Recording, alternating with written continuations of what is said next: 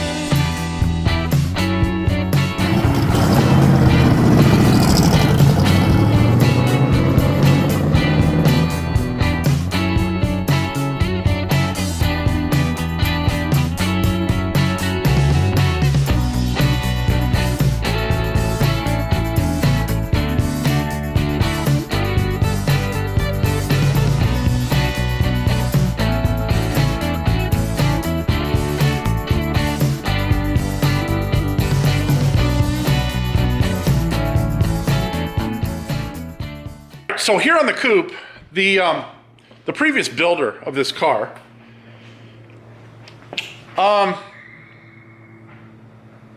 made a few missteps, and I think we've gone over some of them in the past, but here is just the latest. The battery tray, let me see if I can get the camera in there. Battery tray needs to mount right about here.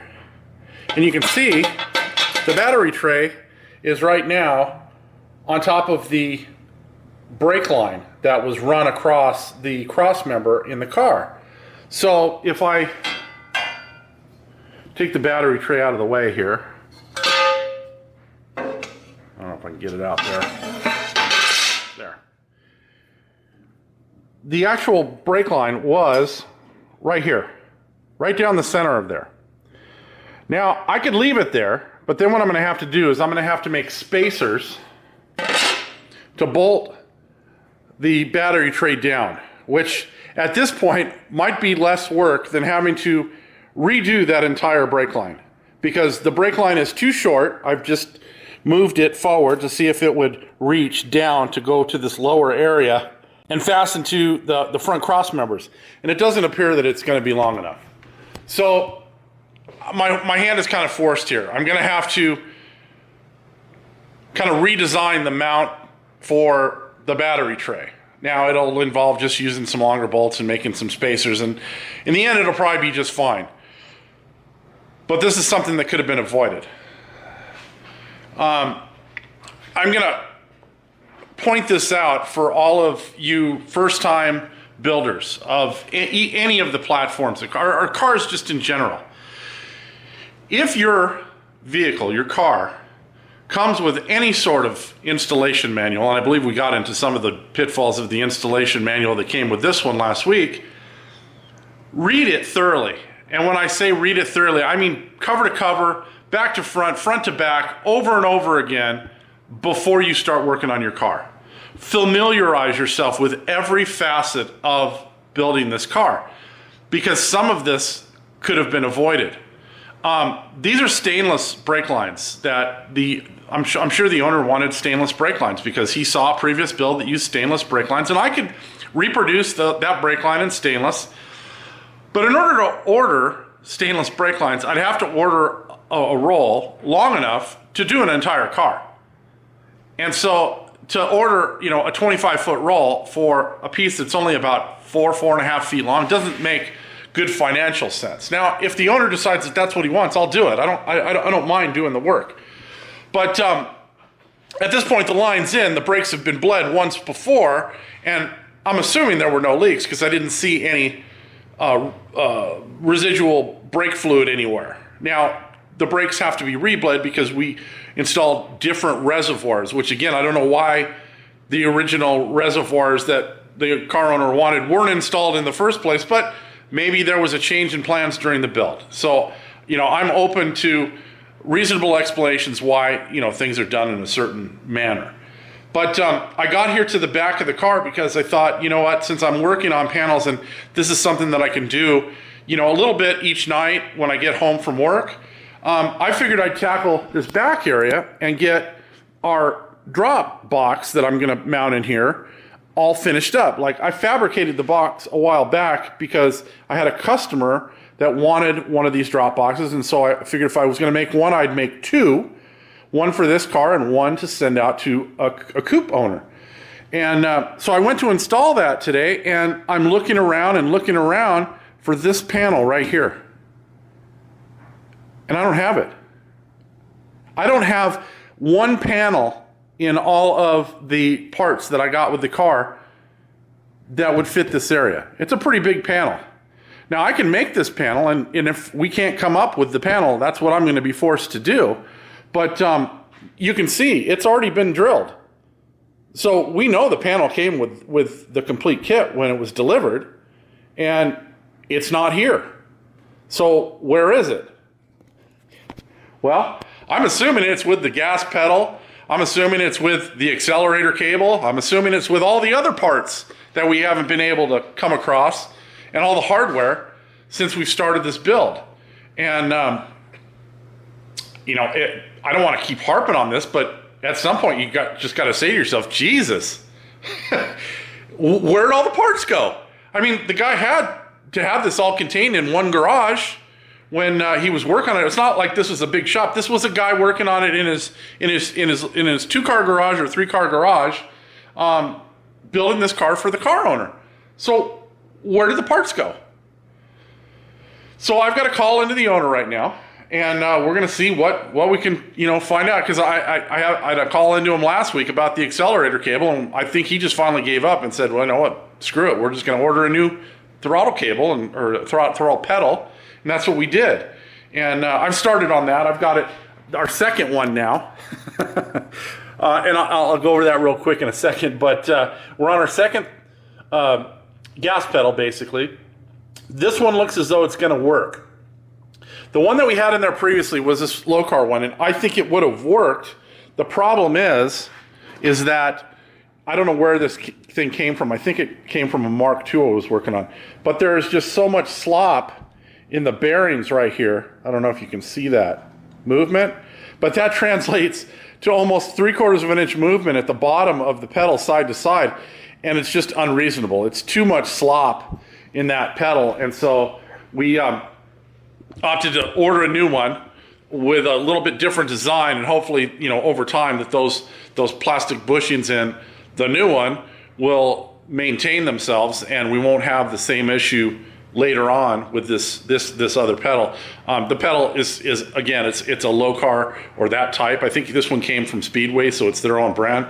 It's very much like the one that comes with the complete kit. But I got it to fit in there, and I think it's going to work out the way we intended. We're going to mount the Forte's AC pedal basically over the front of it. But so I got that in, and now I'm working on getting the throttle cable kind of figured out and routed, because it's not very intuitive, because there's so much shit in that one area. You know, you got the steering bearing, the steering shaft, you've got the side of the foot box, all to contend with, and get this cable through the front of the foot box. And so there's not a whole lot of room for margin. And so I'm doing everything I can to get this done right the first time, because I don't want to have multiple holes in the front of the foot box, because, you know, the first spot I chose didn't work.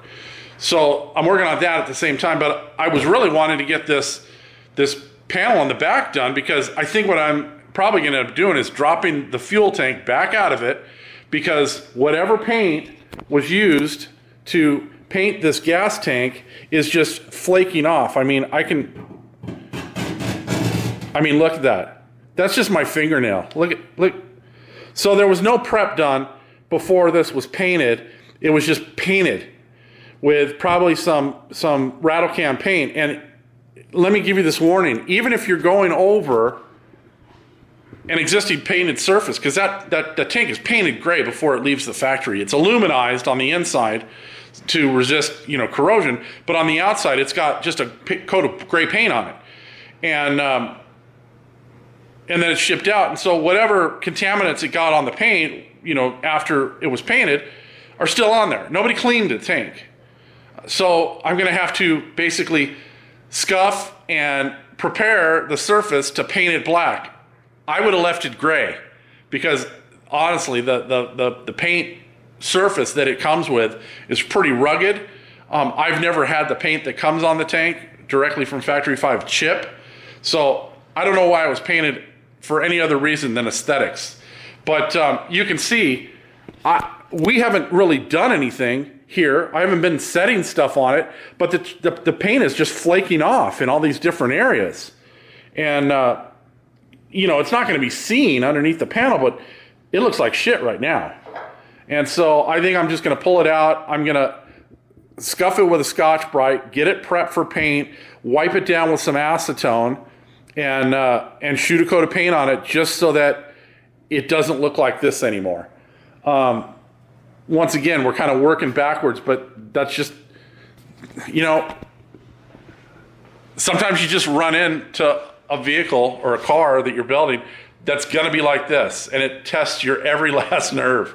So I'm going to wait to hear from the car owner on this panel before I start making one. I probably have the material here to make it, but God, trying to line up all those drilled holes is going to be next to impossible.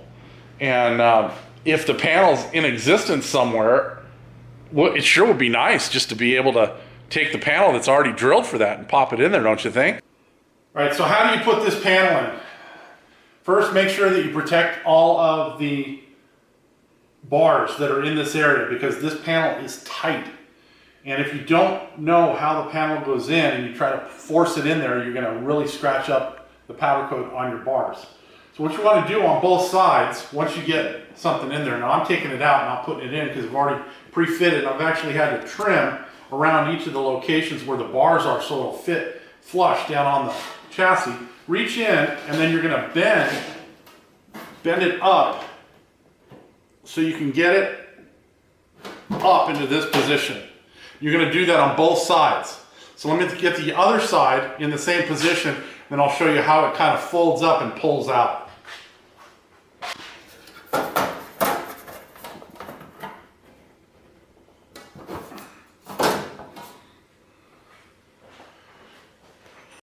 All right, so now we've got it in a position where we can start to fold it in on itself and gently work it out of there.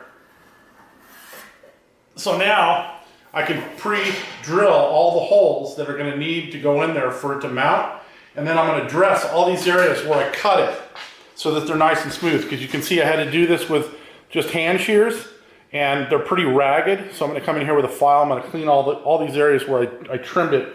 I'm going to clean those up, and then I'm going to get it ready to reinstall. Then it'll go in for pretty much the final time. I talked to the car owner. He's going to look for this panel, but I'm not holding my hopes up for it, so I may end up fabricating a new panel for the back of this. We're nearing the end of the day. It's the weekend. It's Sunday. I've got this panel pretty much mocked up into place.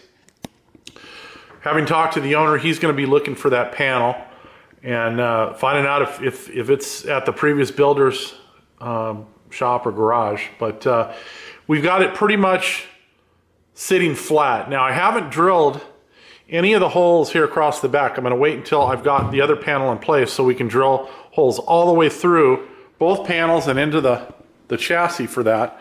And I'm waiting for my 90-degree drill battery to charge. So I'll hit this hole here, this hole here, same thing on the other side, and the one back there on the other side when I got that battery charged up, because it's just going to be a lot easier to drill.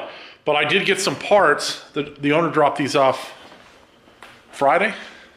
No, these actually came yesterday. Owner dropped off parts on Friday, and those parts were a new product we're going to try for the heat and sound mat.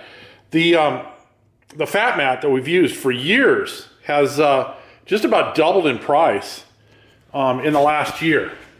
And so we're looking for, more inexpensive replacements. The kill mat is, I think, what that is, was on Amazon. It's about, I think it's about 2/3 the cost right now of the fat mat. So for 100 square feet, I think it was $150 versus $199 for the fat mat. Now, the fat mat does go on sale, and I think they are doing a sale right now, but I think it was only 10% off, and that still wouldn't have been the same cost. Now, the difference is the fat mat comes in a roll. These come in sheets. So it comes in a smaller box too. Like when I get a box of fat mat, the box is about, 36 inches tall and about 8 inches by 8 inches. So it's a long, tall box. And, this box is much smaller, but probably, the same weight. It's still a 50 mil product. And then the parts we got were parts from Rock Auto. And let me see here. Oh, not just Rock Auto. We got some from Speedway as well. So Speedway, we got not only the accelerator, but this is what is supposed to be exactly the same as the GM brake light switch. So this is from OER. We're going to try this and see if it has the same reliability as the genuine GM part. I believe I've talked about that GM brake switch before. And then we've got a connector for our Ford fan that came. So that's there. We've got a genuine Motorcraft clutch switch. So that's going to go down in here. There's a bracket that Factory 5 supplies with their Coyote kit. So I've got that. And then this last box is the connector for that switch. It's a pigtail so that we can tie that switch into these blue wires. And that will basically prevent us from starting the car with it in gear and not having the clutch pressed in. So we've got that. I just thought that this would be a more reliable alternative to that inexpensive switch that they provide in the kit. We've just seen so many of those fail even before we've gotten the car on the road that I just don't feel like dealing with that. And the Coupe is really difficult to get in there to replace those switches. Those switches are way back in there. So the time to replace it is now, when I've got the side of the footbox open and I can get those two switches out of there, replace the brake light switch with what I think is going to be more reliable, and then do that clutch switch. That one will be accessible from the top. So this panel right here, we're going to make that removable. So if that switch ever has to be serviced, you pull off the panel, get in there, replace it, and then put the cover back on and you're done. So I think that's gonna wrap things up for tonight. I'm getting ready to head in for dinner. I don't know if I'm going to come back out tonight and work on the car anymore, but I made a little bit of headway. Oh, one thing I wanted to show you guys. We did this a while back, but I don't think it made it in any of the videos. When you are strapping some of your electrical harness, in this case your emergency brake cables, here's a little trick, and I've done this and I've showed this on other videos previously, but these are just two cushion clips. So we use the small 1/4 inch cushion clip here to attach to the chassis of the car. And then what we do is we run a 1/4 inch bolt through that to a point where we got the second cushion clip, a larger, I think these are 3/4 in diameter cushion clips, and they'll swivel a little bit, but it holds all the stuff kind of firm in place. And then I've got another cushion clip right down here for that part of the brake cable. So I try to keep the brake cables for the emergency brake tucked up and secured. You don't want them flopping around in there, even with the IRS. You know, the axle's not going to move up and down. Sorry, the differential's not going to move up and down. The actual stub axles will. But so I try to keep everything out of any harm's way. And so by strapping them like that, they still have enough movement. So when you're moving things around or you're pulling the brake, it'll still activate the way it's supposed to, but it keeps everything out of the way so they're not, rubbing against the wheels or the tires, and it keeps them safely out of harm's way. So I'll see you guys tomorrow. All right, over the weekend, I went down and visited Jeff Miller. And if you don't know, Jeff Miller has painted every one of the cars that we have built up until this point. Jeff had to close down his shop this past year, and he's struggling with some health issues. So I went down there to get a bunch of parts that he had left in excess and some other things, some fun things. I'll show you. I'll walk outside and show you that. But I've spent the last day or so going through all of the material that I purchased from him, and kind of getting it organized and sorted out those things that we're going to keep, those things that we're going to get rid of, and then some of the things that we just don't know what we're going to do with right now. But I've got a collection of things here on the cart. This is about the last of the stuff that I have to really sort through, but I've sorted through them once, and this is like, there's tail lights for a Mark III here, an early Mark IV, or the early Mark Is and Mark IIs, same lights. I've got some door latch hardware. I've got some hood hinge hardware. There's a single side view mirror right there. This is a competition windscreen for like a spec racer. So a lot of cool stuff. A bunch of these bumper bushings for the front of the Mark IVs. I don't know if the Mark Vs use those or not. I haven't really looked at the Mark Vs that close to find out. But then, there's some other things. There was some EFI Cobra style valve covers. We've got those here. And then a bunch of hardware.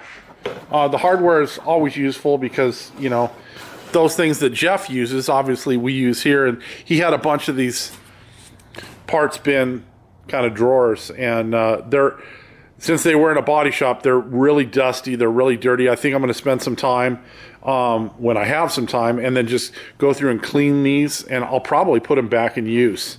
But, hardware, I've gone through and just kind of sorted it as far as what it is.